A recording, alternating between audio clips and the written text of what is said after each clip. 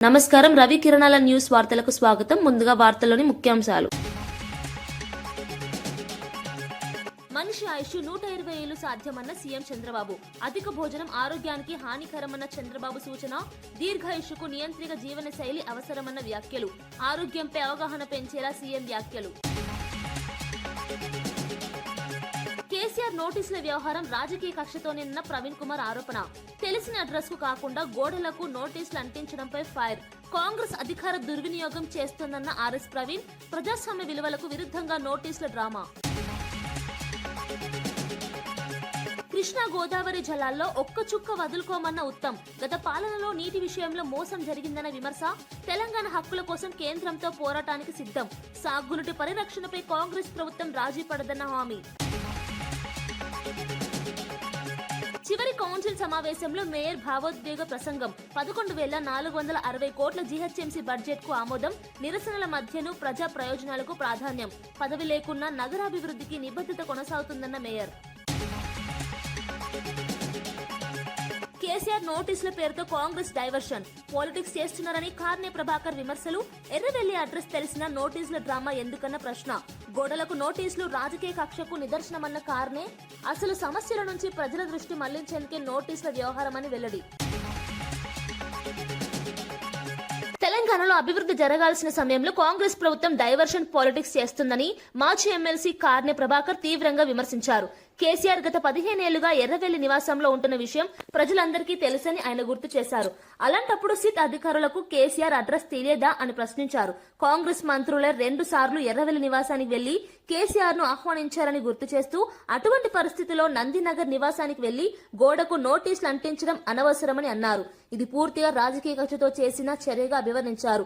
ప్రజల దృష్టిని అసలు సమస్యల నుంచి మళ్లించేందుకే ఈ తరహా చర్యలకు పాల్పడుతున్నారని ఆరోపించారు. ఇలాంటి రాజకీయాలు ప్రజలకు స్పష్టంగా అర్థమవుతున్నాయని, రాబోయే రోజుల్లో కాంగ్రెస్ ప్రభుత్వానికి తగిన గుణపాఠం తప్పదని కార్నే ప్రభాకర్ హెచ్చరించారు. మా హరీష్ రావు గారికి ఆయన అధికారిక నివాసం సిద్దిపేట కదా, మీకు ఇచ్చినటువంటి అసెంబ్లీ రికార్డులో కానీ మరొక సందర్భంలో ఇచ్చినటువంటి రికార్డుల్లో హరీష్ రావు గారి నివాసం ఏమో సిద్దిపేట అయితే హైదరాబాద్లో ఉన్నటువంటి నివాసానికి ఎట్లా మీరు నోటీసులు ఇచ్చిండ్రు? దీనికి సమాధానం చెప్పాలి కదా. అంటే మీ ఇష్టం వచ్చినట్టుగా మీరు పద్ధతి ప్రకారం ఒక కుట్రలో భాగంగా కేసీఆర్ గారికి నోటీసులు ఇచ్చినప్పుడేమో విషయాల్ని సవరించుకొని నందినగర్కి ఇస్తానంటారు. అదే హరీష్ రావు గారికి నోటీస్ ఇచ్చినప్పుడు మీ అవసరం మేరకు, మీ సదుపాయం మేరకు హైదరాబాద్లో ఉన్నటువంటి నివాసానికి ఎట్లిస్తారు హరీష్ రావు గారికి? దానికి తోడు చాలా అవమానకరంగా కేసీఆర్ గారు నిజానికి ఇవాళ ప్రపంచవ్యాప్తంగా గతంలోనే అనేక సందర్భాల్లో చెప్పిన ఈ మాట, ప్రపంచంలో తెలుగు వాళ్ళు ఎక్కడ ఉన్నా ఇవాళ తెలంగాణ తెచ్చినటువంటి మేరు పర్వతం లాంటి కేసీఆర్ గారు, ఆయనకు అడ్రస్ లేక కాదు, అదేవిధంగా ఆయన ముఖ్యమంత్రిగా మొదటి ముఖ్యమంత్రిగా ఉన్నారు ఈ రాష్ట్రానికి. అద్భుతమైనటువంటి అభివృద్ధి జరిగింది ఈ రాష్ట్రంలో. మొదటి ముఖ్యమంత్రిగా ఉన్నారు. మొదటి ముఖ్యమంత్రి అనేటువంటి మాట మీకు ఇష్టం లేకపోతే, మీరు తట్టుకోలేకపోతే, మీకు అది జీర్ణం కాకపోతే కనీసం మాజీ ముఖ్యమంత్రి ఉన్న కేసీఆర్ గారిని ప్రస్తావించి రాయాల్సి ఉండే. మీ గురువు గారి కోరిక మేరకు, మీ రాజకీయ గురువు అండదండలతోటి వారి కుట్రలో భాగంగా ఆంధ్రప్రదేశ్ రాష్ట్రంలో ఏ పద్ధతిలో అయితే ఇవాళ అక్కడ రాజకీయాలు జరుగుతూ ఉన్నాయో అదే పద్ధతిలో అక్కడ ఉన్నటువంటి మాజీ ముఖ్యమంత్రిని వాళ్ళెట్లయితే అధ్యేస్తూ ఉన్నారో అదే పద్ధతిలో మీ గురువు గారి ఆలోచన విధానానికి అనుగుణంగా ఇవాళ ఇక్కడ కూడా కేసీఆర్ గారిని అవమానిస్తూ ఉన్నాం. చాలా స్పష్టంగా కనిపిస్తూ ఉన్నది కూడా. మాజీ మంత్రి జోగి రమేష్ మరోసారి టీడీపీ నేతలు నారా లోకేష్, చంద్రబాబుపై తీవ్ర స్థాయిలో విమర్శలు చేశారు. లోకేష్ శారీరకంగా తగ్గిపోయాడేమో అనుకున్నానని, కానీ ఆయన మానసిక స్థితి మరింత దిగజారిందని వ్యాఖ్యానించారు. తెలుగుదేశం పార్టీని కల్తీ పార్టీగా అభివర్ణిస్తూ ఆ పార్టీకి కల్తీ అధ్యక్షుడు చంద్రబాబు నాయుడని తీవ్ర వ్యాఖ్యలు చేశారు. రాజకీయ విమర్శల్లో వ్యక్తిగత దూషణలకు దిగడం మరోసారి చర్చనీయాంశంగా మారింది. జోగి రమేష్ వ్యాఖ్యలపై టీడీపీ వర్గాలు ఆగ్రహం వ్యక్తం చేస్తున్నాయి. రాజకీయాల్లో హద్దులు దాటుతున్న విమర్శలు ప్రజాస్వామ్య వాతావరణాన్ని దెబ్బతీస్తున్నాయన్న అభిప్రాయాలు వినిపిస్తున్నాయి. ఈ వ్యాఖ్యలపై కూటమి ప్రభుత్వం ఎలాంటి చర్యలు తీసుకుంటుందన్నది ఆసక్తికరంగా మారింది. రాజకీయ లాభాల కోసమే ఇలాంటి వ్యాఖ్యలు చేస్తున్నారని ప్రత్యర్థి వర్గాలు ఆరోపిస్తున్నాయి. సిబిఐ ఎంక్వైరీ ఏమని కోరా, నార్కో ఎనాలిసిస్ టెస్ట్ చేయరా బాబు అని కోరా. ఒకటి కాదు, రెండు కాదు, తిరుమల వెంకన్న దగ్గరికి వస్తానన్నా, దుర్గా గుడికి వస్తానన్నా, చంద్రబాబు నాయుడు ఇంటికి కూడా వస్తానని చెప్పా. ఆఖరికి లేదు మీరు రాలేకపోతే నా ఇంటికి కూడా ఆహ్వానించా. ఏది చేయకపోగా 83 రోజులు జైల్లో పెట్టారు. రాక్షసానందం పొందారు. ఏం చేయగలవు ఇంతకన్నా? నన్ను చంద్రబాబు నాయుడిని అడుగుతామన్నా, చంద్రబాబు నాయుడు కొడుకు లోకేష్ని అడుగుతామా? ఏం చేయగలరా బాబు మీరు? నా గొంతు నొక్కేయగలరా? వైఎస్ఆర్ కాంగ్రెస్ పార్టీ జెండాని నా నుంచి దూరం చేయగలరా? జగన్మోహన్ రెడ్డి గారిని మరలా ముఖ్యమంత్రి చేసే వరకు కూడా ఈ పోరాటం ఆగదు. అంటే సంవత్సరాల కాలంలోనే మీ మీద ప్రజలకి ఏహీభావం లేదు. మీరంటే అబద్ధాలు, మోసాలు, కల్తీ అని చెప్పేసి తెలిసిపోయింది. ఒకటి కాదు, రెండు కాదు, మీరు చేసే మోసాలు సంవత్సరాల కాలంలో దోచుకోవటం, దాచుకోవటం. ఎన్ని దేశాలు తిరుగుతారు మీరు? దావోసులు, ఆస్ట్రేలియాలు, అమెరికాలు, అంతరిక్షాలు, చంద్రమండలాలు, పెట్టుబడులు అంట, వరద అంట. ఏంది వరద? ఏ వరద వస్తుంది? అన్ని నుంచి వస్తుంది వరద. దావోసు పోయి డబ్బా మాటలు చెప్తూ దవాఖానాల్లో మందులు లేవురా బాబు చంద్రబాబు నాయుడు. పేషెంట్లు అల్లాడుతూ ఉన్నారు, చచ్చిపోతూ ఉన్నారు ఆరోగ్యశ్రీ లేక. దావోసు పోయి డబ్బాలు కొట్టండి. మనిషి జన్మ సాధారణంగా 120 నుంచి 130 సంవత్సరాల వరకు ఉంటుందని ముఖ్యమంత్రి చంద్రబాబు వ్యాఖ్యానించారు. ఎక్కువగా తినడం వల్ల లాభం లేదని, అది ఆరోగ్యానికి నష్టమేనని స్పష్టం చేశారు. ఆరోగ్యకరమైన జీవన శైలిని పాటించాల్సిన అవసరాన్ని ఆయన ఈ సందర్భంగా ప్రస్తావించారు. నియంత్రిత ఆహారం, వ్యాయామం, మానసిక ప్రశాంతత ఉంటేనే దీర్ఘాయుషు సాధ్యమవుతుందని సూచించారు. ప్రస్తుత జీవన శైలిలో అనారోగ్య సమస్యలు పెరుగుతున్న నేపథ్యంలో సీఎం వ్యాఖ్యలు ప్రాధాన్యం సంతరించుకున్నాయి. అధిక భోజనం, అనారోగ్య అలవాట్లు అనేక రుగ్మతలకు దారితీస్తున్నాయని నిపుణులు కూడా చెబుతున్నారు. చంద్రబాబు వ్యాఖ్యలను కొందరు ఆరోగ్య సూచనలుగా తీసుకుంటే, మరికొందరు రాజకీయ సందర్భంలో చేసిన వ్యాఖ్యలుగా అభిప్రాయపడుతున్నారు. అయినప్పటికీ ప్రజల్లో ఆరోగ్యంపై అవగాహన పెంచేలా ఈ వ్యాఖ్యలు ఉన్నాయని చెప్పవచ్చు. తిండి తిన్నా దానివల్ల లాభం లేదు, నష్టమే వస్తుంది. ఎప్పుడు రామ్దేవ్ గురువు చెప్తా ఉంటాడు, మనిషి జన్మ 120, 130 సంవత్సరాలు, 120 సంవత్సరాలు. కానీ 120 సంవత్సరాల్లో తినవలసిన తిండి 30 సంవత్సరాలు తినేస్తున్నారు. అంటే ఏమవుతుంది? ఇంకా అజీర్ణం, షుగర్, అన్ని రోగాలు వచ్చేస్తాయి.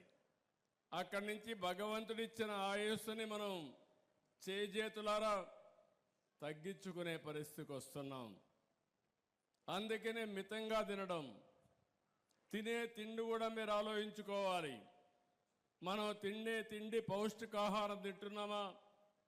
ఒకప్పుడు మనందరం కూడా ఒకసారి గుర్తుపెట్టుకోవాల్సింది, కేసీఆర్ కు సిట్ నోటీసుల వ్యవహారం పూర్తిగా రాజకీయ కక్షతోనే జరిగిందని BRS general secretary R S Praveen Kumar ఆరోపించారు. సిట్ నోటీసు అందిన వెంటనే కేసీఆర్ స్వయంగా తన నివాస అడ్రస్ తో పోలీసులకు సమాధానం ఇచ్చారని గుర్తు చేశారు. అయినప్పటికీ ఆయన లేని నివాసానికి రాత్రిపూట వెళ్లి నోటీసులు గోడకు అంటించడం దుర్మార్గమైన చర్యగా అభివర్ణించారు. కాంగ్రెస్ మంత్రులకు తెలిసిన కేసీఆర్ అడ్రస్ రేవంత్ రెడ్డి పోలీసులకు తెలియకపోవడం దారుణమన్నారు. ఇది పూర్తిగా కక్ష సాధింపు రాజకీయమని, కేసీఆర్ ను వేధించేందుకే ఈ తరహా చర్యలకు పాల్పడుతున్నారని విమర్శించారు. చట్టాన్ని, నిబంధనలను పక్కన పెట్టి అధికార దుర్వినియోగం చేస్తున్నారని ఆరోపించారు.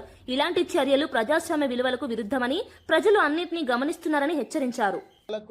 కార్యక్రమాలకు ఇన్వైట్ చేయడం వచ్చు, ఫోటోలు దిగడం వచ్చు, సోషల్ మీడియాలో పెట్టడం వచ్చు, అధికారికంగా ఇన్విటేషన్ ఇవ్వడం వచ్చు. కానీ రేవంత్ రెడ్డి గారి కింద పనిచేస్తున్న పోలీసులకు మాత్రం కేసీఆర్ గారి నివాసం ఉంటున్న బంజారా హిల్సే కనిపిస్తూ ఉన్నది, నందినగరే కనిపిస్తూ ఉన్నది.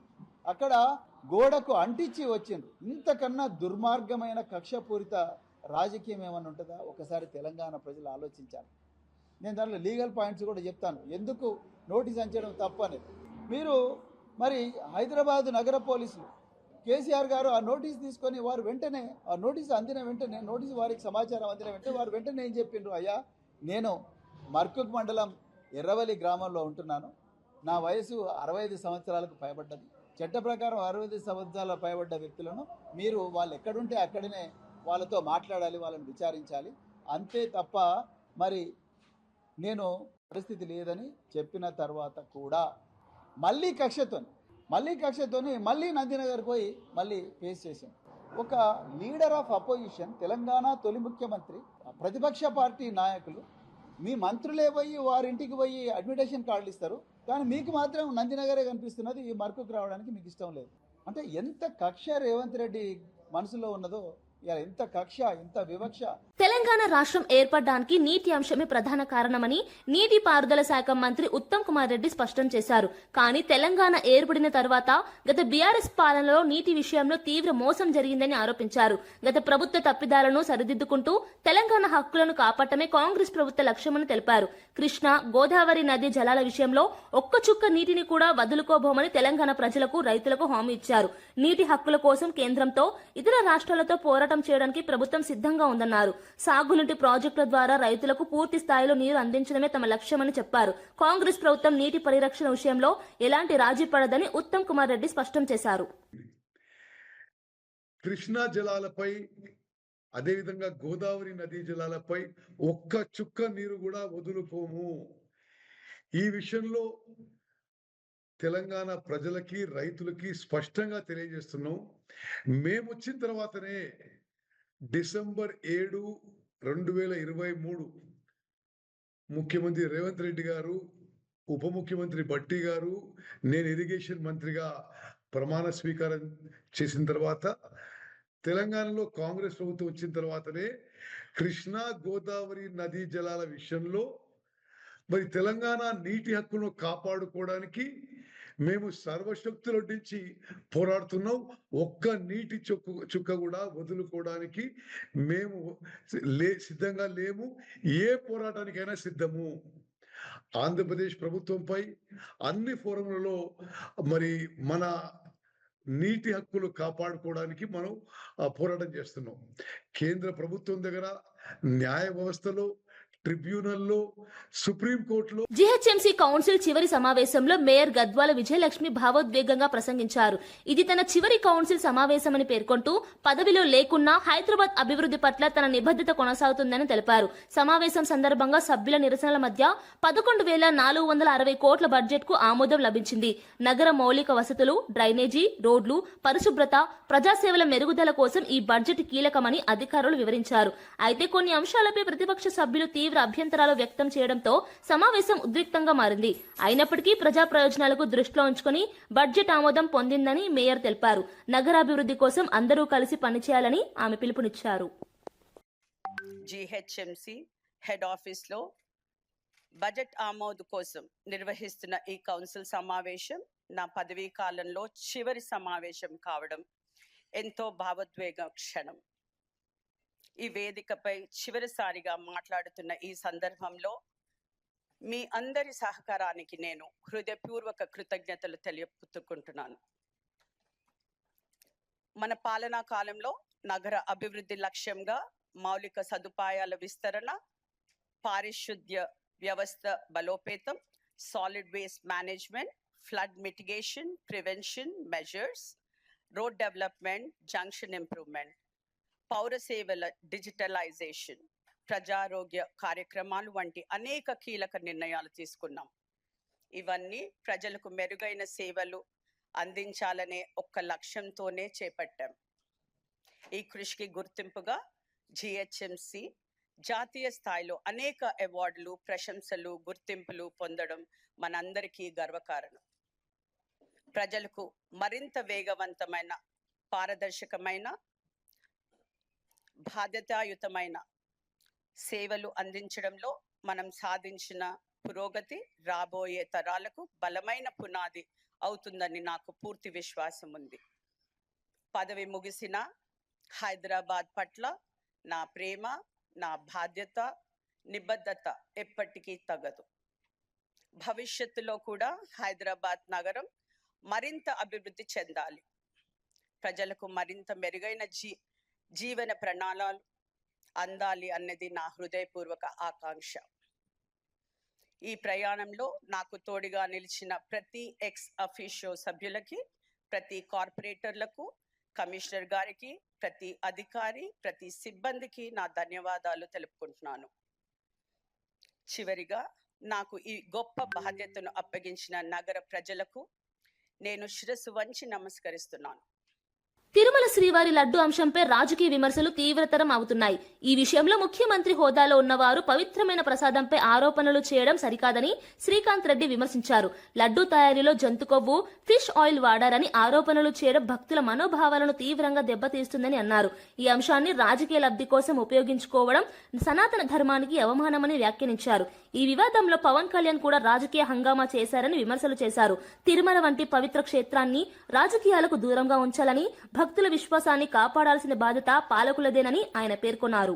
రాష్ట్ర ప్రభుత్వానికి సంబంధించిన 2 అధికారులను, కేంద్ర ప్రభుత్వానికి సంబంధించిన 3 అధికారులతో ఒక సిట్ కమిటీ ఏర్పాటు చేసి ఆ రిపోర్టుని త్వరగా బయటపెట్టండి అని చెప్పడంతో వాళ్ళు దాదాపుగా నేషనల్కి సంబంధించినటువంటి అనేక ల్యాబొరేటరీస్లో ఎన్నెన్నో అవకాశాలు ఉన్నటువంటి దానిపైన, అంటే అత్యుత్తమైనటువంటి స్థాయిలో ఉన్నటువంటి ల్యాబొరేటరీస్లో టెస్టులు చేసి వివిధ ఎంక్వైరీస్ అన్నీ కూడా చేసిన తర్వాత దాంట్లో యానిమల్ ఫ్యాట్ లేదు, ఎటువంటి ఫిష్ ఆయిల్ కానీ, ఎటువంటి జంతు కొవ్వు కానీ, ఎటువంటి పంది కొవ్వు కానీ లేదు అని నిజం తేల్చారు.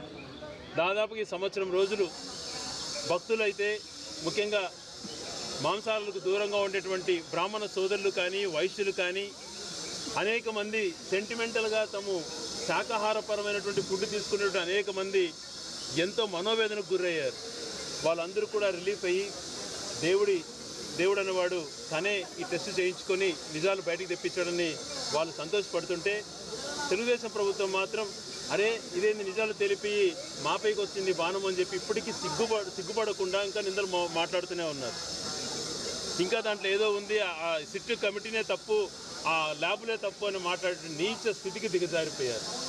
నిజంగా యానిమల్ ఫ్యాట్ లేదు అన్నప్పుడు సంతోషపడాలి. భక్తులైనటువంటి వాళ్ళైనా ఎవరైనా కూడా ఇంతవరకు వాళ్ళు చేసినటువంటి ప్రతిదీ సిగ్గుపడి క్షమాపణ చెప్పాల్సిన పరిస్థితికి పోయి మళ్ళీ తిరిగి ఆ సిట్టే తప్పు, మేము చెప్పేదే కరెక్టు, ఆ సిట్ వాళ్ళు సరిగా చేయలేదు అనేటువంటి మాటలు వాళ్ళు మాట్లాడుతున్నారు అని అంటే వాళ్ళ ఇంకిత జ్ఞానానికి వదిలేస్తున్నాం.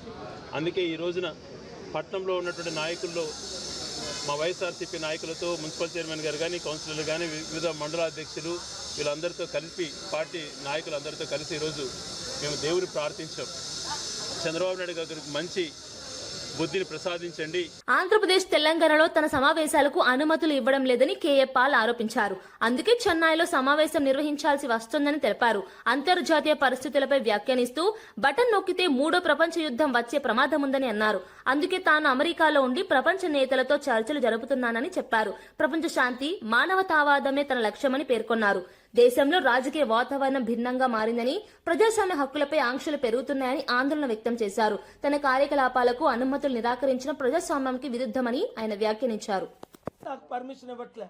ఈరోజు పర్మిషన్ ఇస్తే నరేంద్ర గారు మార్చి 12ని 2024లో నేను స్టీల్ ప్లాంట్కి 8,000 కోట్లు డొనేషన్ ఇస్తానండి, 4,000 కోట్లు కావాలి, ఇదిగోండి నా పాస్పోర్టు, నా గ్రీన్ కార్డు అమెరికన్, మీరు ఉంచుకోండి అని కోర్టులో చెప్పాను. మీరు అందరూ చూశారు. నేను డబ్బులు ఇచ్చిన తర్వాతే నా పాస్పోర్టు, గ్రీన్ కార్డు ఇవ్వండి. వేర్ ఈజ్ ద మనీ అని అడిగారు. 1 డే టైం ఇవ్వండి అన్న. 2 డేస్ ఇచ్చారు. ఎక్కడ డబ్బు ఉంది? అకౌంట్తో కోర్టులో సబ్మిట్ చేశాను. 30 రోజుల్లో ఇస్తాను, ఇదిగోండి డబ్బులు, ఇలాగిస్తా. 2 మార్గాలు. గవర్నమెంట్ సైన్ చేస్తే గవర్నమెంట్ అకౌంట్కి ఇస్తాను, లేదా నాకు ఎఫ్సిఆర్ఏలు పర్మిషన్ ఇస్తే ఎఫ్సిఆర్ఏలకి తెచ్చి ఇస్తాను. $1 బిలియన్ ఫ్రీ మనీ. మార్చి 12, 2024లో జస్టిస్ నరేంద్ర గారు, ఆ తర్వాత అక్టోబర్లో చీఫ్ జస్టిస్ అయ్యారు ఉత్తరాఖండ్కి. 2 months బ్యాక్ ఆయన రిటైర్ అయ్యారు. God bless honourable justice Narendra ji, honourable justice Seshasai ji, judges like that who are standing for the country. God bless Justice Honorable Suryakant ji. Betting app ni, he has passed the orders to ban the betting app, saving 500 million youth. అలాంటి జడ్జెస్ని దేవుడు దీవించగాక, కరేజియస్గా. So conclusion ఏంటంటే మీరు రావాలి, మీరందరూ రావాలి. మీకు అక్కడ space ఇచ్చే ఏర్పాటు మాది, మీకు హోటల్ రూమ్ పెట్టే ఏర్పాటు మాది. మీరు ఎలా వస్తారో దయచేసి ప్రయత్నం చేసి మీరే వచ్చేయండి. లేదా మీ ఓనర్స్ అంటే మేము ఏదైనా వెహికల్ పెట్టాలా, ట్రైన్ టికెట్లు ఏమైనా పెట్టాలా, మా సిస్టర్లు ఇలా నువ్వు కోఆర్డినేట్ చేద్దాం. Thank you very much. God bless. Tirupati laddu వివాదంలో మాజీ మంత్రి అంబటి రాంబాబు చేసిన వ్యాఖ్యలు రాజకీయ దుమారం రేపాయి. ముఖ్యమంత్రి చంద్రబాబు ఆయన కుటుంబ సభ్యులపై అసభ్య పదజాలంతో విమర్శలు చేశారనే ఆరోపణలు వెల్లువెత్తాయి. గతంలో ఇతరులపై చేసిన వ్యాఖ్యలపై ప్రభుత్వం చర్యలు తీసుకున్న దృష్ట్యా అంబటి రాంబాబుపై కూడా చర్యలు తీసుకోవాలని నెటిజన్లు డిమాండ్ చేస్తున్నారు. రాజకీయ విమర్శల్లో హద్దులు దాటుతున్నాయని పలువురు అభిప్రాయపడుతున్నారు. ప్రజాస్వామ్యంలో విమర్శలు సహజమే అయినా వ్యక్తిగత దూషణలు సరికాదని విశ్లేషకులు చెబుతున్నారు. ఈ అంశంపై ప్రభుత్వం ఎలాంటి నిర్ణయం తీసుకుంటుందన్నది ఆసక్తిగా మారింది.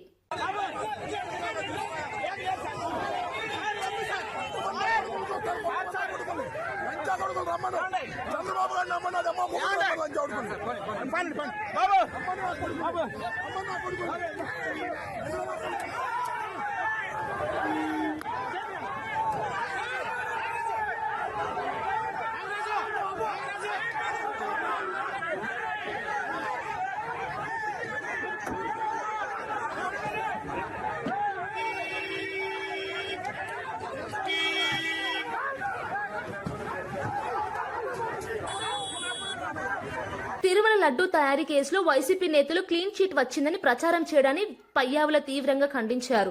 సిట్ విచారణలో 240 కోట్ల స్కామ్ జరిగినట్టు స్పష్టంగా తేలిందని అన్నారు. భక్తి శ్రద్ధతో తయారు చేయాల్సిన లడ్డూను డబ్బు కోసం కల్తీ చేశారని ఆరోపించారు.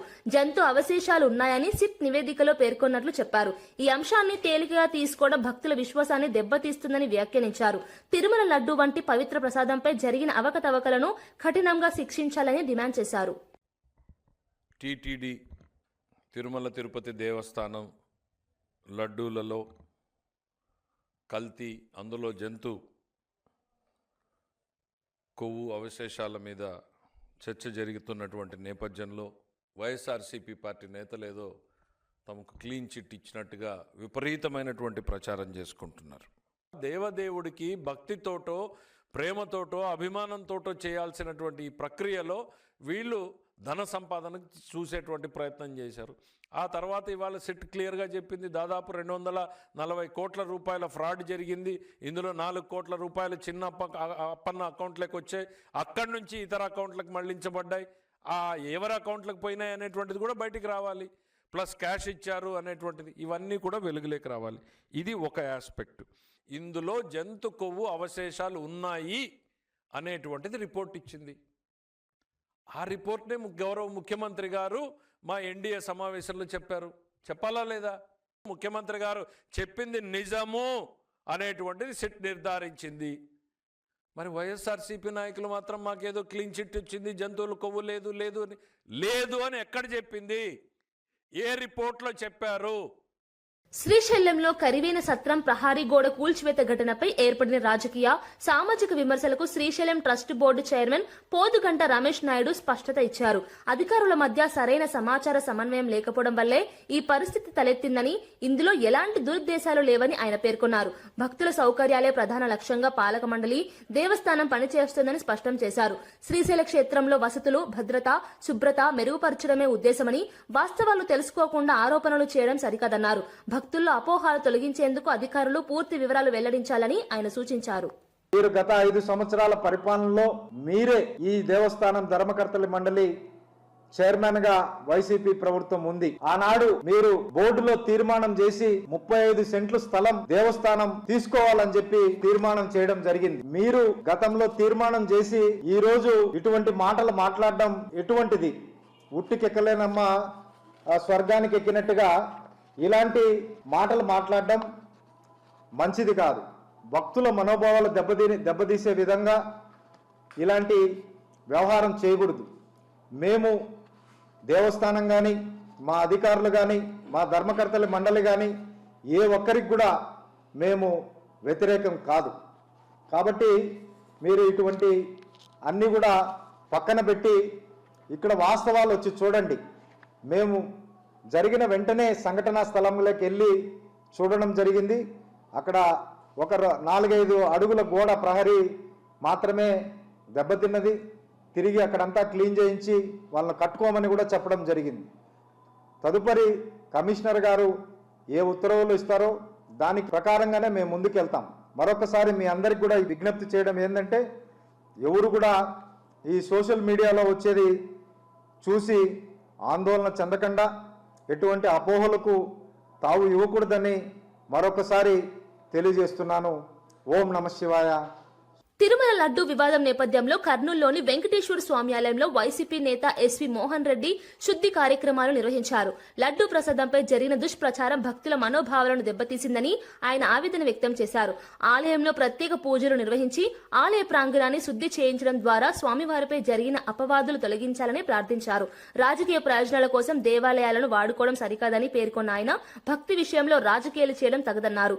ఈ కార్యక్రమంలో పార్టీ నేతలు కార్యకర్తలు పాల్గొని భక్తి శ్రద్ధలతో మొక్కులు చెల్లించారు.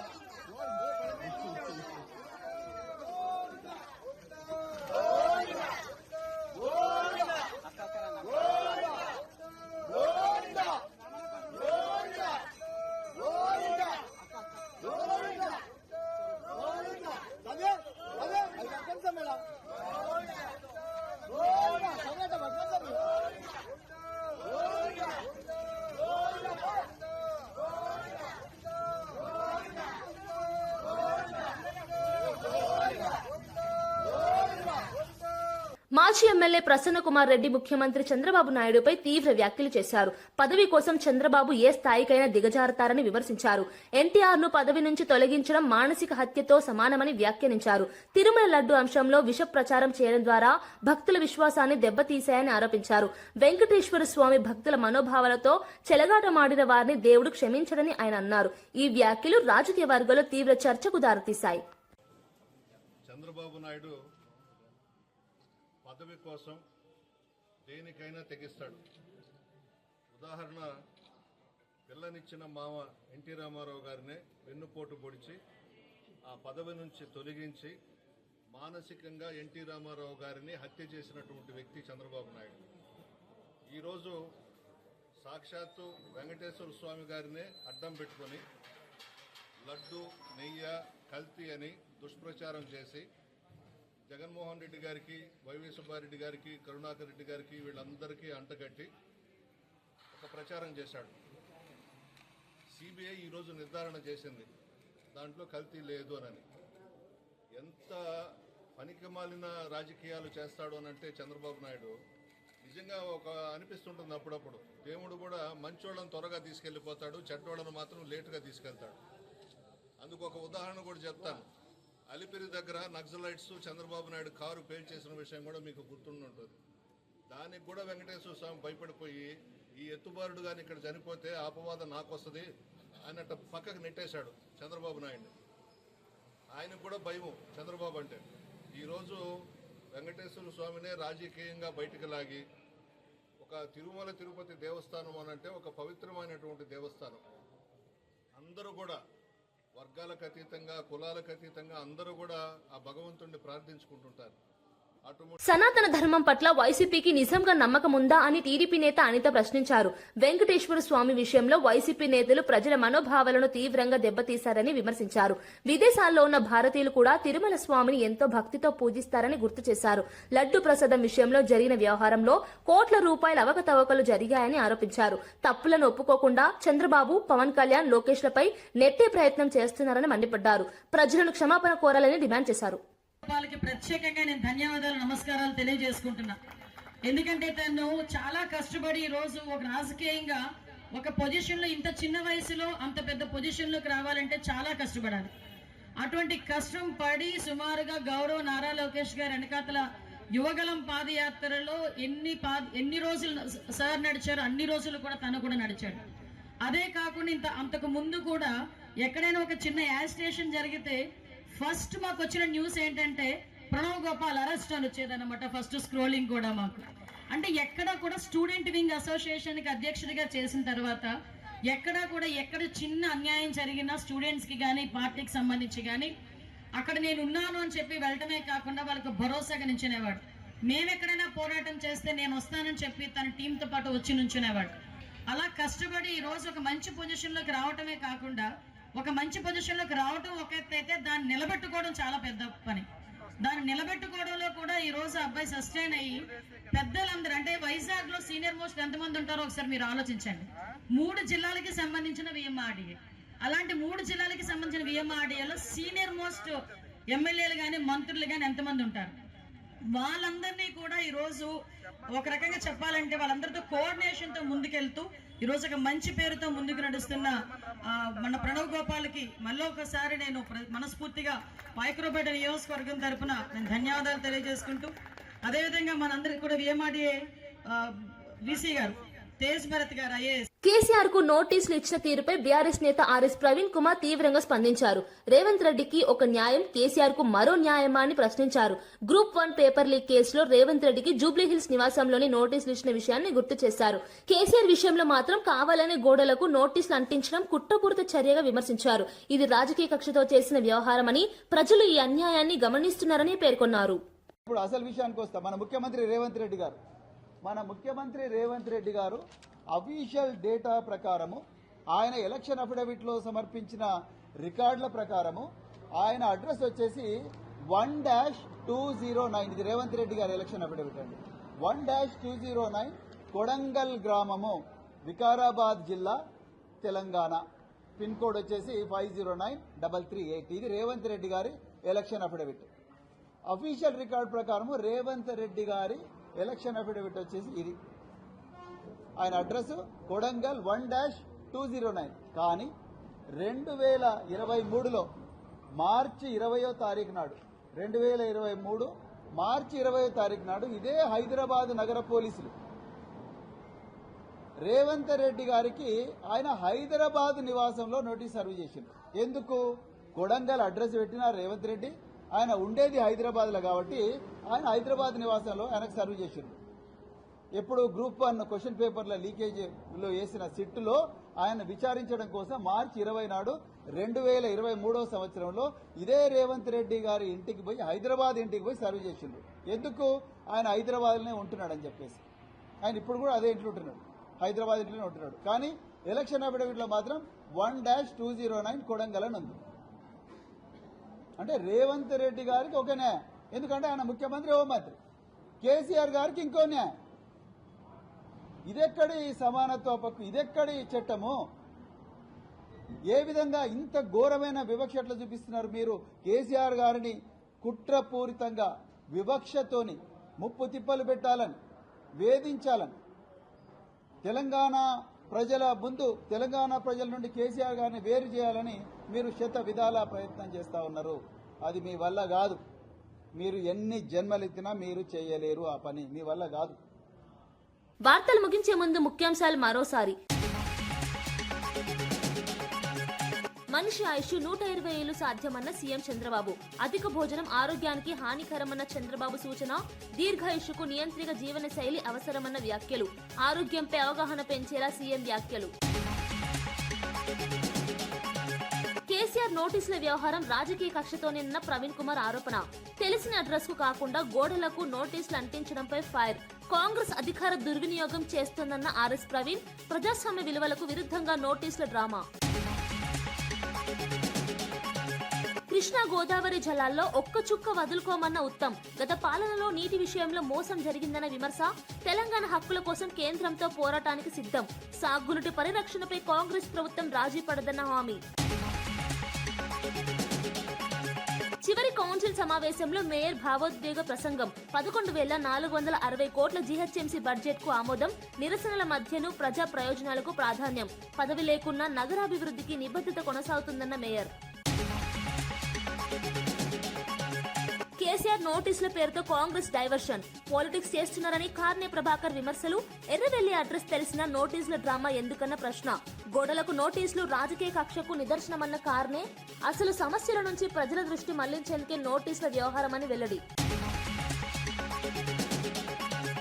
ఇవి ఈనాటి వార్తా విశేషాలు. మరో బులెటిన్లో మళ్ళీ కలుద్దాం. నమస్కారం.